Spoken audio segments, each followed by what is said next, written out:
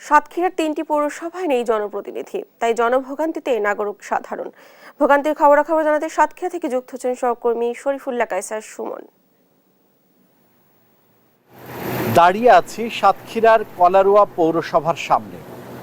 সাতক্ষীরায় রয়েছে 3টি পৌরসভা, সাতক্ষীরা পৌরসভা, কলারোয়া পৌরসভা এবং নতুন শ্যামনগর পৌরসভা।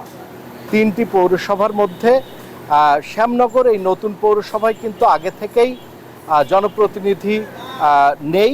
আবার একই সাথে কিন্তু কলারোয়া এবং সাতক্ষীরা পৌরসভায় সারা দেশের সাথেই জনপ্রতিনিধিহীন অবস্থা। এবং এইখানে রয়েছে এখন প্রশাসনিক দায়িত্ববান ব্যক্তি, কিন্তু এর মধ্যেও তৈরি হয়েছে নানা সংকট।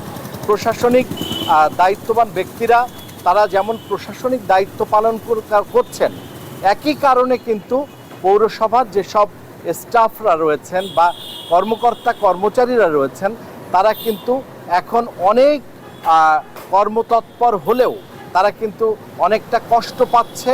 এই নাগরিক সেবা দেওয়ার ক্ষেত্রে অনেকটা সংকট তৈরি হচ্ছে।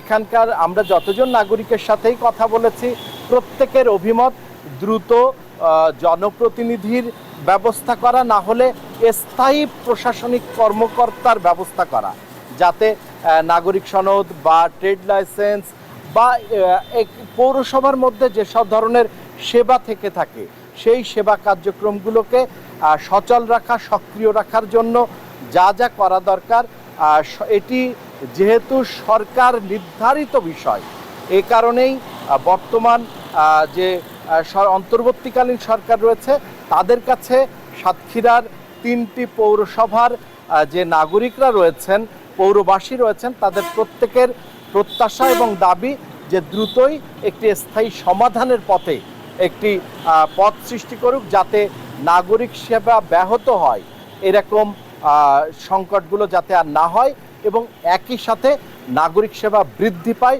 সেই ব্যবস্থাটি যেন স্থায়ী হয়। এটাই এখানকার 3টি পৌরসভার পৌরবাসীদের একান্ত প্রত্যাশা।